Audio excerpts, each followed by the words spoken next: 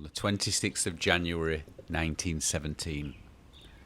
The sun casting long shadows over the muddy streets, where the breath of a young town rises and falls like the rhythm of a runner's pace. From within a small, humble house, the sound of tense murmurs mingles with the crack of a wood-burning stove. Outside, a father paces the length of the porch, his hands restless, his gaze darting towards the window each time a voice rises. The stillness hangs heavy, as if the world itself were waiting for a signal to spring forward. Then a cry, strong, defiant, pierces the air, splitting the quiet open like the crack of a starter's pistol. A boy has arrived, born into the very dawn of America's 20th century, bringing with him a spirit that would one day defy not just distance or time, but the very limits of human endurance. Here begins the journey of Louis Zamperini, whose path would soon lead far beyond the calm streets of this small town, carrying him into the realms of glory, despair, and ultimately redemption. When he was 2, his Italian immigrant parents decided to move the family to Torrance, California, where the young Louis faced numerous challenges adapting to American life. Speaking only Italian at first, he struggled in school and was often the target of bullies, which led him to become a scrappy, rebellious child who frequently got into trouble. He developed a reputation for petty theft, fights, and running away from authority figures. This early rebellious streak wasn't just about mischief. It was a survival mechanism, giving him the sense of control in an environment where he felt different and disadvantaged. Zamperini's natural athleticism played a crucial role in turning his life around. At the encouragement of his older brother Pete, he took up running as a way to channel his energy positively. Although initially reluctant, he soon found that he had the knack for it, and running became his ticket out of trouble.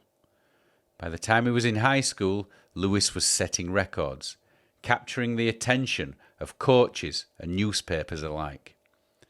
This raw talent and relentless drive made him a local sports hero, earning him the reputation for his speed and determination on the track.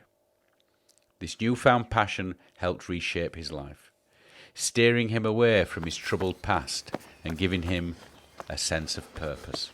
With his newfound dedication to running, Zamperini trained tirelessly, often clocking in the miles before and after school, pushing himself to the limit on the dirt tracks of Torrance. His training regime was intense. He ran in every kind of weather and even raced against freight trains for fun and extra motivation. Driven by a fierce competitive spirit, he broke the national high school record in 1934 with a time of 4 minutes and 21.2 seconds, a record that would stand for nearly 20 years.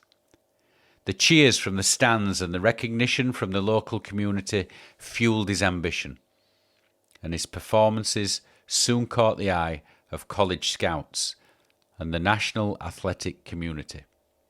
Training under the guidance of coaches who recognized his potential, Zamperini's speed and stamina continued to improve. He earned a scholarship to the University of Southern California, where he further honed his skills.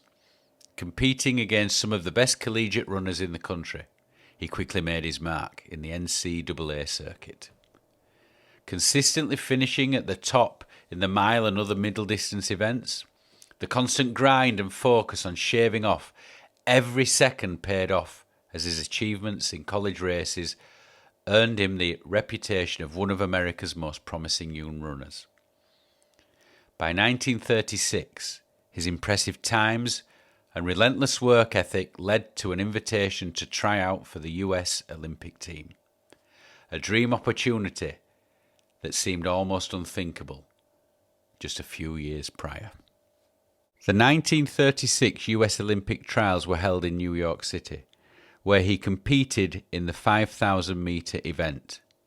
Despite being a miler, Zamperini had trained hard for the longer distances, knowing it would be his best chance to make the team. In the sweltering heat and battling exhaustion, he found himself falling behind the leading runners during the final lap. But with a characteristic burst of speed, he closed the gap, sprinting with such ferocity that he finished in a dead heat for first place, securing his spot on the US Olympic team. It was a dramatic performance that marked him as the youngest ever to qualify for the 5,000 metre event at just 19 years old. The thrill of heading to the Olympics was tempered by a mix of excitement and anxiety. The opportunity to represent his country on the world stage was beyond anything he had ever dreamed of. But the thought of travelling to Nazi Germany came with its own uncertainties. The political tensions surrounding the Berlin Games were well known, and he wondered what kind of reception awaited him there. Still, the anticipation outweighed his concerns. This was his chance to see the world, meet athletes from across the globe, and prove himself against the best. As he boarded the plane, this young runner from Torrance couldn't help but feel a surge of pride, mixed with nervous energy, ready to take on whatever challenges lay ahead on the other side of the Atlantic. Arriving in Berlin, Zamperini was instantly struck by the grandeur of the city and the overwhelming scale of the 1936 Olympics.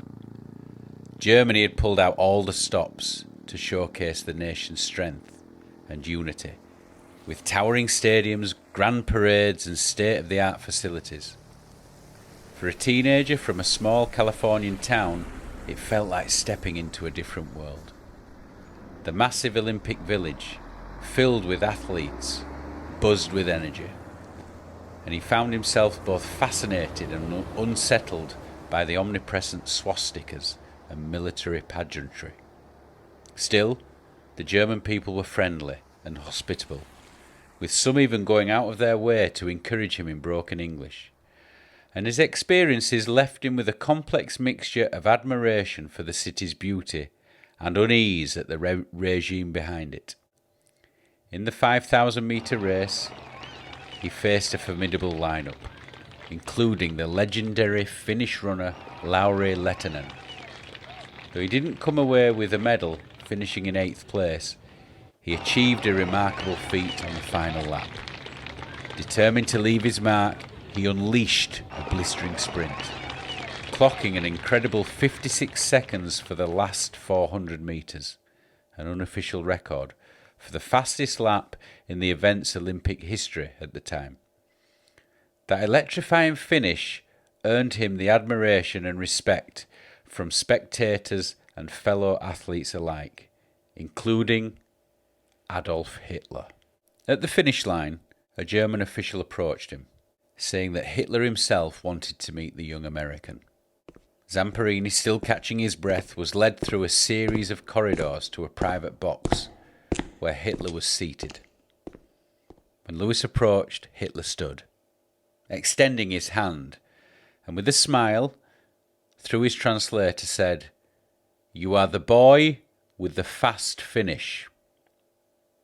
The interaction was brief and polite, almost mundane in its simplicity. Just a handshake and a few words. But it left a lasting impression on Zamperini. At the time, he didn't fully grasp the danger or the extent of Hitler's ambitions. Like many athletes, he saw the dictator as a figure of authority, but didn't yet understand the sinister ideologies he represented. Hitler's courteous demeanour, however, stood in stark contrast to the ominous atmosphere in Berlin, where propaganda and militaristic displays were everywhere. Though he recognised that the city seemed overly orchestrated and sensed an unsettling undercurrent, his thoughts were more on the race and his Olympic experience than on the darker realities unfolding around him. It wasn't until later, as the world plunged into war, that Zamperini would fully realise just how dangerous the man behind that polite smile really was. After the attack on Pearl Harbor in December of 1941, the reality of World War II came crashing down on the United States, galvanising a nation that had been watching the conflict unfold across Europe. Zamperini felt a deep sense of duty to serve his country in its time of need. In 1941 he enlisted in the US Army Air Corps, believing that joining the military would provide him with a chance to make a difference. As a bombardier on a B-24 Liberator, he was quickly thrust into the heart of the Pacific Theatre, where the intensity of combat contrasted sharply with the competitive spirit of his previous life as an athlete. Zamperini's first major assignment was with the crew of the Superman, a bomber engaged in search and rescue missions. The harrowing experiences in the air brought moments of camaraderie among the crew, yet the constant threat of enemy fire and mechanical failures created an ever-present tension. In May 1943, the tension was realised. While on a search mission for a downed aircraft, Zamperini's plane, the Green Hornet, suffered a catastrophic malfunction, leading to a crash in the unforgiving Pacific Ocean. Stranded on a life raft with two other survivors, his fight for survival began, pushing him to his limits and forcing him to confront the harshest challenges of life. After their harrowing crash into the Pacific Ocean, Zamperini and fellow survivors Russell Allen Phillips and Francis McNamara endured 47 grueling days adrift on a life raft. Battling the relentless sun, debilitating dehydration and starvation, the trio fought to survive under increasingly desperate conditions. They relied on catching rainwater and fish, but as days turned into weeks, their hope began to wane. Tragically, Mac succumbed to the harsh realities of their ordeal after 33 days, leaving Zamperini and Phillips to continue the fight for their lives. Their suffering finally came to an end when they were spotted by a Japanese military patrol boat.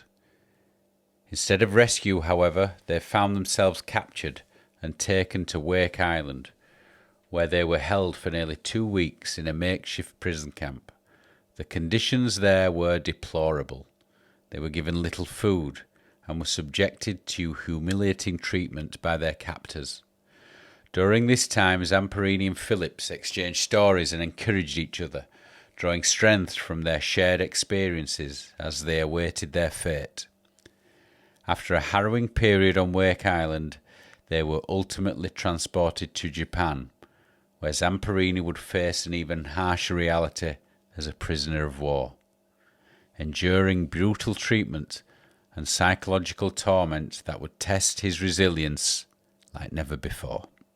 Upon arriving in Japan, Zamperini was initially held at a prisoner of war camp in Ofuna, located near Yokohama. The conditions in Ofuna were severe, marked by the extreme brutality and dehumanizing treatment. He and his fellow prisoners endured physical and psychological torture, subjected to constant beatings, starvation, and forced labour. The camp was notorious for its harsh regime, where guards often inflicted cruelty for minor infractions. Zamperini became a target for a particularly sadistic guard known as the Bird, who took interest in tormenting him, leading to a relentless campaign of abuse. Zamperini was held at Ofuna for over 2 years, from May 1943 until August 1945. During this time, he faced unimaginable hardships, but he also demonstrated remarkable resilience. He often drew strength from memories of his Olympic days, reminding himself of his survival instincts and determination to overcome adversity. The end of his ordeal came in August 1945, when Japan surrendered, leading to his eventual release. After After spending time in a series of camps and undergoing the ordeal of war, he was finally liberated in September 1945, marking a bittersweet ending to his harrowing journey as a prisoner of war.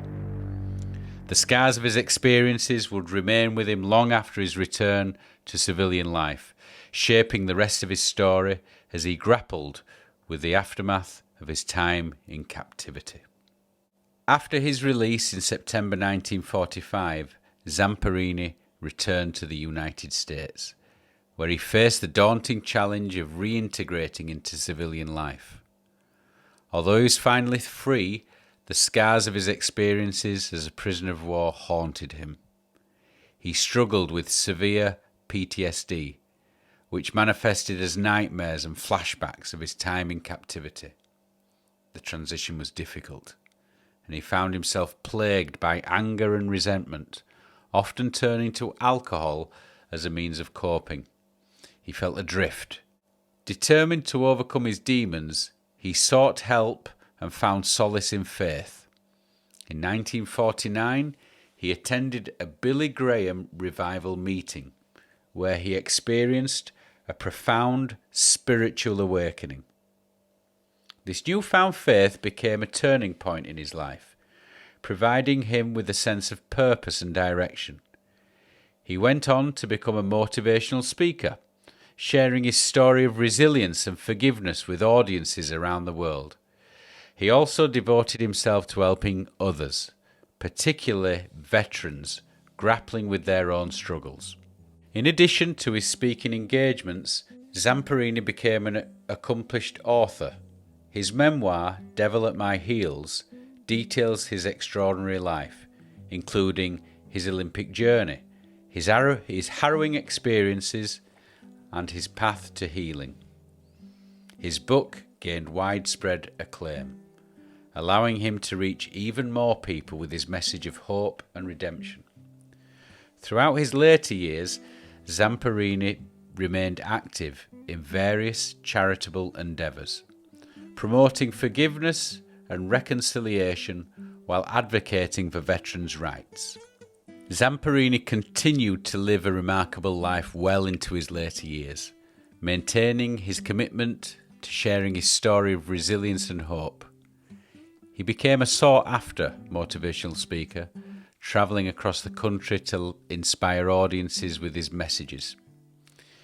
His remarkable journey captured the attention of filmmakers, and in 2014 the acclaimed movie Unbroken, directed by Angelina Jolie, was released.